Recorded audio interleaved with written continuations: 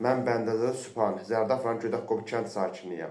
Mən buradan Azərbaycan Respublikasının Daxili İşlər Nazirliyindən, Azərbaycan Respublikasının Baş Prokurorluğundan, Azərbaycan Respublikasının Dövlət Təhlükəsizlik Xidmətindən köməklik gözləyirəm. Hərbi xəstəsiyəm, 3-cü qrup əliləm.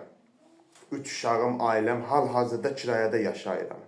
2024-cü ilin may ayının 16-sı gecəsi işdən evə gələrkən Zərdab rayon İsaqbağ kənd sakini Muradov Kənan İkramoğlu məni öz sürdüyü avtomobillə ağır xəsarət yetirmişdir. 3 dəfə əməliyyat olmuşam. Ağır vəziyyətdə 2024-cü may ayının 16-sı gecəsi ağır vəziyyətdə Bakı Əhmədli Nevrocərrahiyyə xəstəxanasına yerləşdirilmişəm.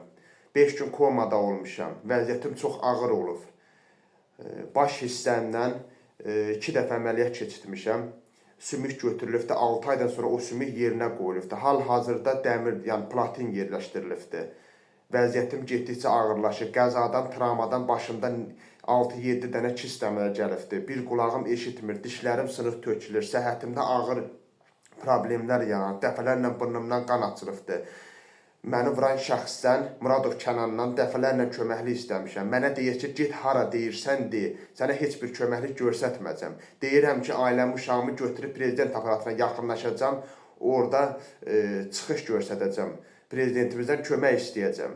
Mənə deyir ki, get hara nə deyirsən de, sənə heç bir köməklik göstərməyəcəm. Mənim arxamda mənə köməklik göstərən vəzifəli şəxs var.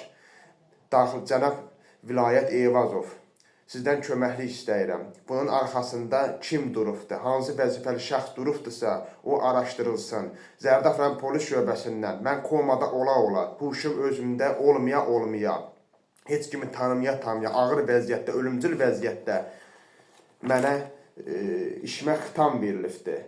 Burada da yazılıbdır ki, biz onun yanında olanda, Nevrocərrahiyyə xəstəxanasında olanda, o özündə olmayıb, ölümcül vəziyyətdə olub, heç kimi tanımırdı, huşu özündə olmurdu. Amma o məmətdə ola-ola mənə barışıq ərizəsinə qol çəkdiriblər. Mən nə qol çəkdiyim, nə də ki, polis gəldiyini heç nə xatırlamıram.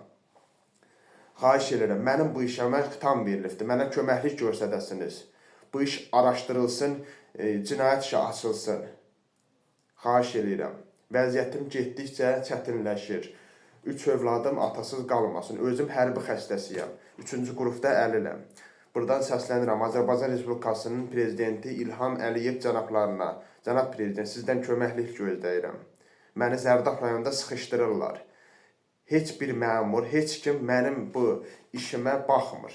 Hara gedirəm yola verirlər məni. Elə bir ki, o Muradov İkramdan, Muradov Kənandan qorxurlar. Arxasında kim durubdursa, hansı məmur durubdursa, hansı vəzifəli şəxs durubdursa, araşdırılsın, görsün kimdir, ortaya çıxsın.